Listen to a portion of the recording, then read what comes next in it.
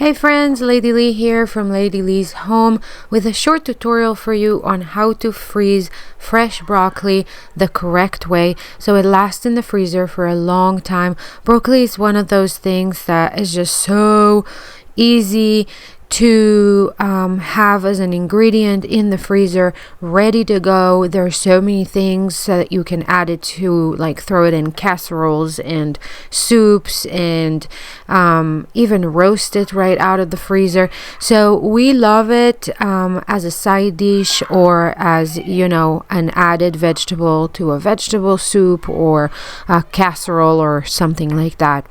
I am so super excited because this year, I think in the past few years, I've tried to perfect my broccoli growing, and it's been a little bit of a journey.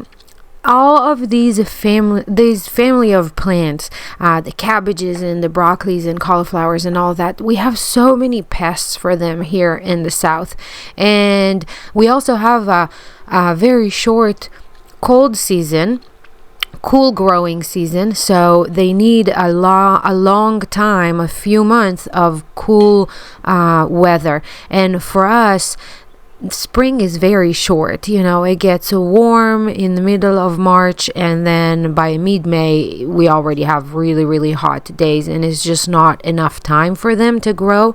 And over the years I had to adjust a little bit here and there and learn how to do it the right way, but I think that I'm there, kind of learning how to extend the cool season so my broccolis can grow. And this year I'm gonna have about 36 plants in the garden, and I'm super excited for them. Everybody loves broccoli. We love broccoli. My customers at the farmers market love broccoli, so there is a ton to do with it, but it's also really easy to sell it.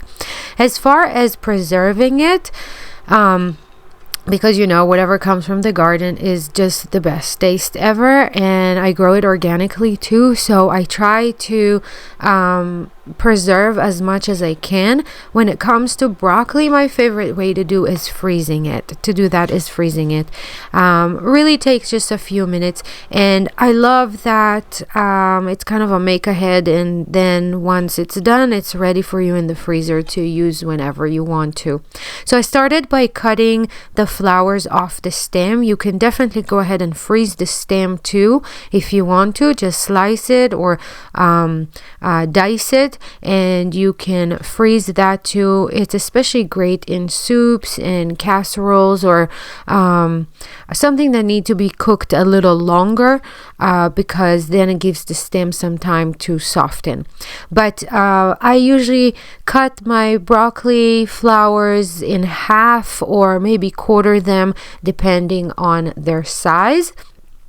But that's kind of the prep work. It just takes a few minutes.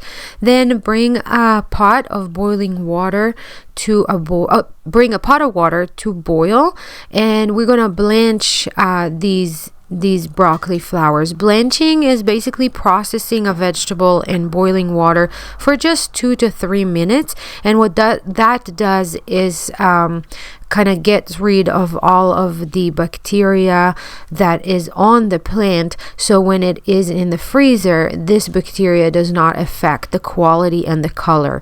Basically, blanching helps us preserve a vegetable for a longer period of time while preserving its flavor and taste. Some people say that you don't need to do that. It is recommended if you're going to have your vegetables in the freezer for a longer period of time. I always blanch, and I have great experience with it. If you know that you're going to use your vegetable within a couple of months, then you don't necessarily need to blanch it. But if you're going to have it in the freezer for 8 months, a year and a half even, then go ahead and take the few minutes to blanch your vegetable, because it will help it preserve its quality. After we blanch it, we put a bowl of water with ice right next to the pot of boiling water and scoop the broccoli flowers right from the boiling water to the ice water, and that will help us stop the cooking really quickly, so the broccolis don't get too soft, because we still want to keep them as fresh as possible. I then move them to a baking sheet that I line with parchment paper and a paper towel. The paper towel just absorbs some of the water, so I kind of pat them dry, and then remove the paper towel and put them in the freezer. Cover it with plastic wrap and put the baking sheet in the freezer for 24 hours. Then I take the baking sheet out of the freezer and pack the vegetables in a Ziploc bag, and they are frozen separately, and I can grab as many as I want. That's it, you guys. I hope that this was helpful, and I will see you again in the next video. Thanks for watching.